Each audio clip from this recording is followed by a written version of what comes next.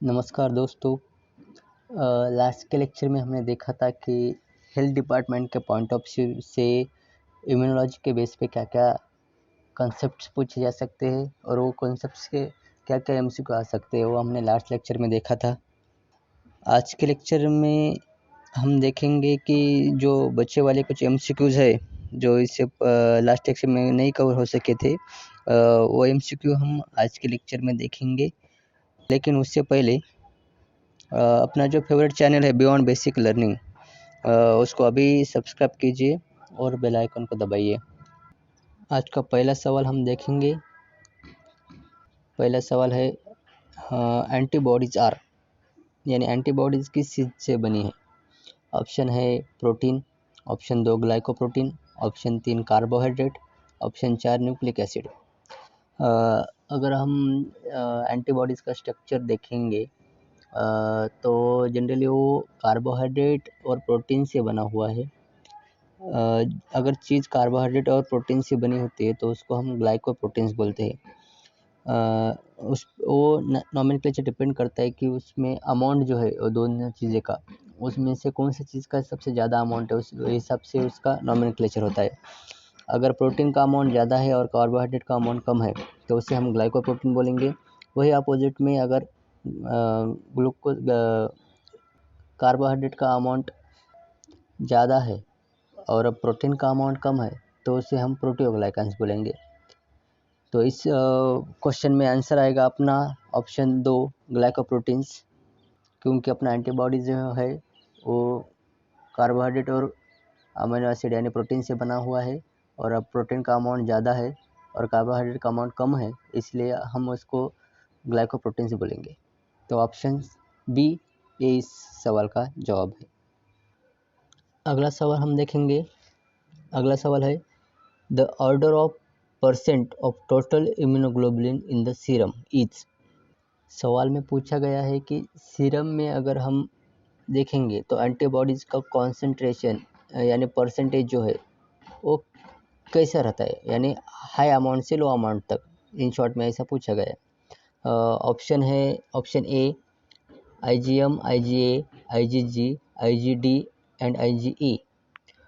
Option 2 है IgG, IgA, IgM, IgE, IgD।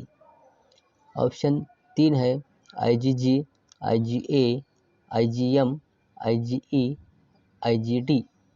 और last का ऑप्शन है IgG, IgA, IgM, IgD और IgE।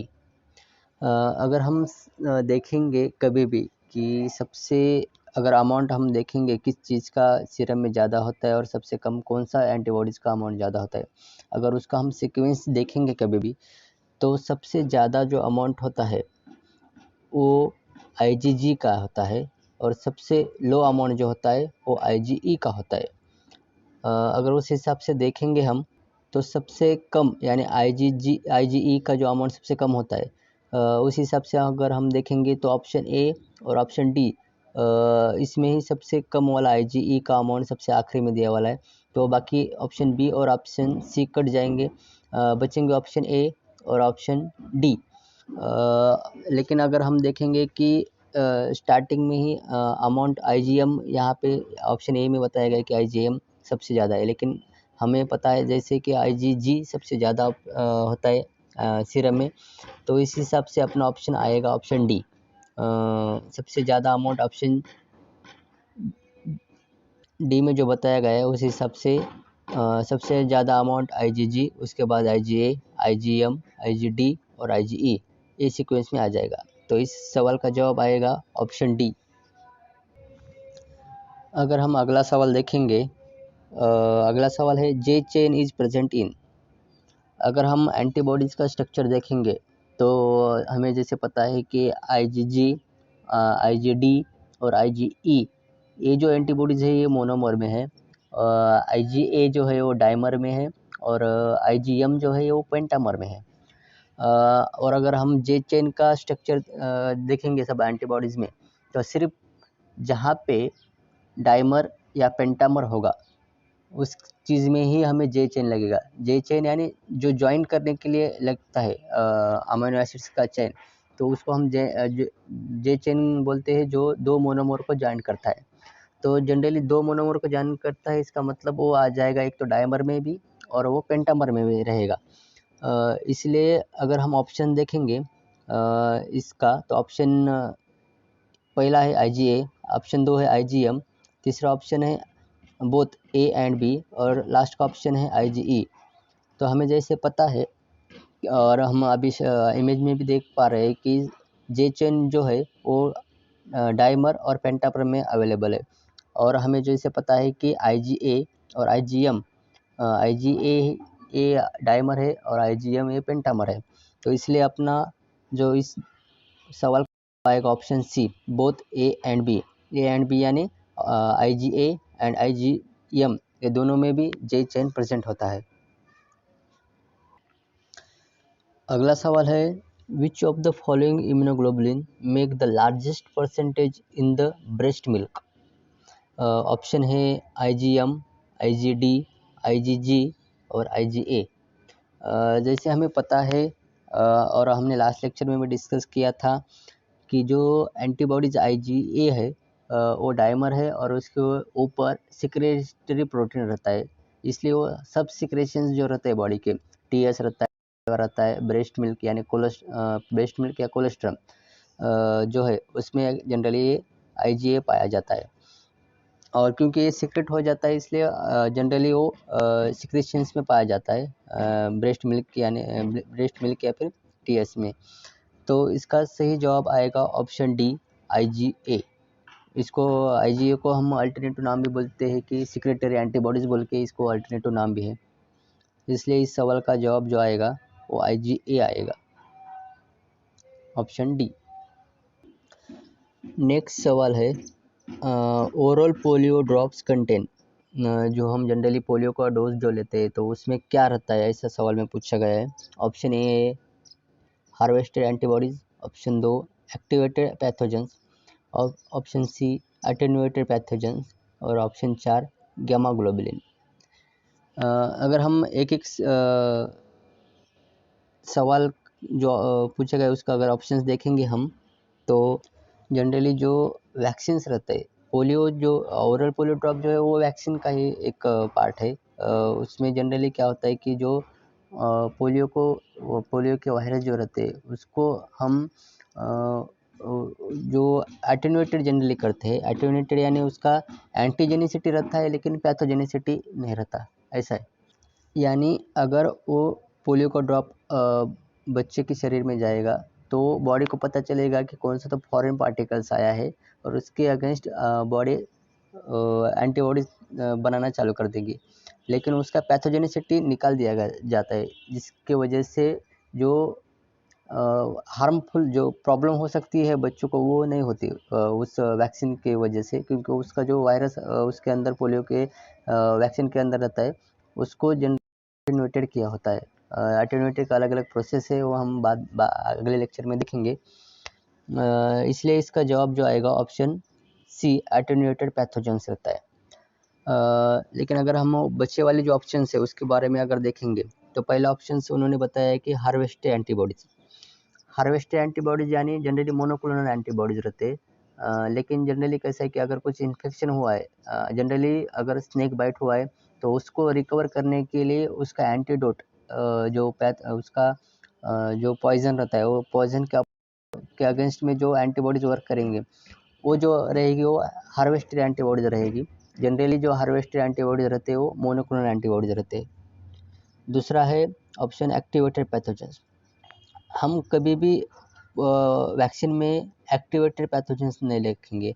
अगर हम एक्टिवेटेड पैथोजेंस रखेंगे तो एज लाइक इन्फेक्शन ही हो जाएगा उसको, और उसके अगेंस्ट किसी को उसको इम्यूनिटी मिल सकती है और किसी को नहीं मिल सकती है। वो डिपेंड करता है कि उसका जो इम्यूनिटी पावर है उसका हिसाब से चलेगा वो। अगर हम एक्टिवेटेड पैथोजेंस देंगे तो उसको पोलियो का डिसीज हो जाएगा और वो आगे चल के पैरालाइज हो जाएगा, या किसी ऑर्गन्स वो पैथोजन डैमेज कर देगा। इसलिए एक्टिवेटेड पैथोजन नहीं रहता वैक्सीन में कभी भी। वैक्सीन में जो रहता है वो एटेन्यूएटेड पैथोजेंस रहते हैं। जो लास्ट ऑप्शन हो गामा ग्लोबुलिन यानी एंटीबॉडी है जिसको हम IgG बोलते हैं, IgG को अल्टरनेटिव नाम है गामा ग्लोबुलिन है। ओके, अगर थोड़ा सा जो ऑप्शन है बाकी के उसको भी क्या बोलते हैं अगर हमें समझ में आएगा तो इसके आगे अगर कुछ अलग अलग सवाल भी आएंगे तो हम उसको इजीली सॉल्व कर सकेंगे। ओके, तो इस क्वेश्चन का जो आंसर है वो है ऑप्शन सी, एटेन्यूएटेड पैथोजन। अगला सवाल है type A blood. Type option में बताया गया है कि can be use to donate to type A B individual. Option 2 can be use to donate to type B individual. Option C contain type B antigen on the surface of red blood cells. Option D can always be used to donate to RH positive individual. अगर हम देखेंगे कि जो ए type का blood होता है, okay, उसके RBC के ऊपर ए एंटीजन होता है, बी एंटीजन नहीं होता। और जनरली हम जब ब्लड डोनेट करते हैं तो उसी ग्रुप को ब्लड डोनेट करते हैं, और उसमें भी पॉजिटिव नेगेटिव भी देखना ज़रूरी है। यानी कि अगर ए पॉजिटिव का पर्सन डोनेट कर रहा है तो वो लेने वाला भी सामने वाला ए पॉजिटिव होना चाहिए, तभी हम ब्लड दे सकते हैं। अगर हम इसका जवाब देखेंगे तो इसका जवाब आएगा can be use to donate to the type A B individual. क्योंकि कैसा है कि ए जो डोनेट करने वाला जो पर्सन है उसका ब्लड ग्रुप है ए पॉजिटिव, ए ब्लड ग्रुप है, तो ए ब्लड ग्रुप वाला ए को भी दे सकता है और ए बी वाले को भी दे सकता है, क्योंकि उसमें फॉरेन पार्टिकल्स तो नहीं जाने वाला, क्योंकि जो ए बी वाला जो लेने वाला ब्लड ग्रुप है उसके आरबीसी पे एंटीजन ए भी अवेलेबल है और एंटीजन बी भी अवेलेबल है। तो जब डोनेट करने वाला पर्सन उसका ब्लड ग्रुप अगर ए है तो वो ए को भी डोनेट कर सकता है और ए बी को भी डोनेट कर सकता है, इसलिए इसका जवाब आएगा ऑप्शन ए। अब बच्चे वाले ऑप्शंस के बारे में अगर हम देखेंगे तो जो दूसरा ऑप्शन है can be use to donate to type B individual. A जिसका ब्लड ग्रुप ए है वो कभी भी बी ब्लड ग्रुप को डोनेट नहीं कर सकता, क्योंकि उसके आरबीसी पे जो एंटीजन्स रहते हैं बी वाले के बी एंटीजन रहता है और ए वाले के ए एंटीजन रहता है, इसलिए वो अपोजिट हो जाएगा। इसलिए हम कभी भी जिसका ब्लड ग्रुप ए है वो ब्लड ग्रुप का ब्लड हम बी को नहीं दे सकते। लास्ट का ऑप्शन देखेंगे कि can always be use to donate to an RH positive individual. इसमें ये बताया गया है कि हम कभी भी RH पॉजिटिव इंडिविजुअल को ये दे सकते हैं, लेकिन यहाँ पे क्लियरली उन्होंने नहीं मेंशन किया है कि किस ब्लड ग्रुप को, यानी ए RH पॉजिटिव को देना है या बी RH पॉजिटिव को या ओ RH पॉजिटिव को देना है, ऐसा कुछ भी इस पर मेंशन नहीं किया है, इसलिए ए भी उसका सवाल नहीं आएगा, ये सवाल का जवाब ए भी नहीं आएगा। इसलिए एक्चुअली इसका जो जवाब आएगा वो ऑप्शन ए आएगा, can be use to donate type A B individual. आशा करता हूँ कि जो आज आपको सवाल के जवाब बताए हैं वो आपको समझ में आए होंगे, जो बेसिक कंसेप्ट भी बताइए वो भी आपको समझ में आए होंगे। और हम अगले लेक्चर में देखेंगे कि और दूसरे जो बेसिक सवाल है या कंसेप्ट है वो क्या आ सकते हैं और उसके ऊपर क्या क्या क्वेश्चंस पूछे जा सकते हैं वो भी हम अगले लेक्चर में देखेंगे। लेकिन उससे पहले अपना जो फेवरेट चैनल है बियॉन्ड बेसिक लर्निंग उसको अभी सब्सक्राइब कीजिए और बेल आइकन को दबाइए। Thank you.